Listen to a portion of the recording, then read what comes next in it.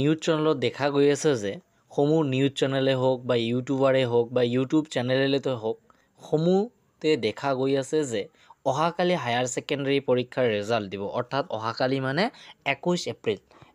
এপ্ৰিলৰ দিনা পুৱাতে ৰিজাল্ট দিব বুলি এইচএছ পৰীক্ষাৰ ৰিজাল্ট দিব বুলি এনেকুৱা কোৱা হৈছে আৰু ঘোষণাৰ ডেট বোলে ঘোষণা হৈছে এনেকৈ কোৱা হৈছে কিন্তু তোমালোকক কিন্তু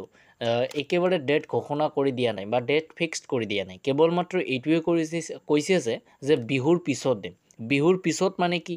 তোমাৰ বিহুৰ পিছত মানে 20 21 22 23 24 25 26 এই 6 দিনৰ ভিতৰত তোমালোকৰ এইচএছ পৰীক্ষাৰ ৰিজাল্ট দিয়া হ'ব ময়ো এইটো কনফাৰ্ম নহওঁ কেৱল মাত্ৰ মই তোমালোকক এটা আইডিয়া দি আছোঁ যিমানবোৰ ইউটিউব চেনেলত বা নিউজ চেনেলতে হওক বা তোমালোকৰ ফেচবুকতে হওক যিমানখিনিতে তোমালোকে দেখি আছে সেইটো এটা আইডিয়া মাত্ৰ কাৰণ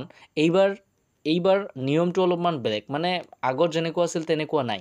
কেৱল মাত্ৰ যিদিনা ৰিজাল্ট দিব তাৰ আগৰ দিনা তেওঁলোকে অফিচিয়েল নটিচটো নিদিয়ে মানে তেওঁলোকে টুইটাৰ কৰি দিয়ে যে অহাকালি 10 বজাত বা 9 বজাত ৰিজাল্ট ঘোষণা কৰা হ'ব ঠিক আছে গতিকে ছাত্ৰ ছাত্ৰীসকল এতিয়াও বিশ্বাস কৰা দৰকাৰ নাই কাৰণ দিবও পাৰে নিদিবও পাৰে চান্স 50% চান্স আছে দিয়াৰ 50% নাই আকৌ ঠিক আছে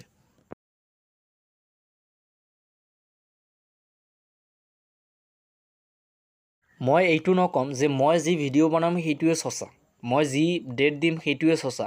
মোৰ কথা এইটোৱে যদি আমালক আইডিয়া দিম তেন্তে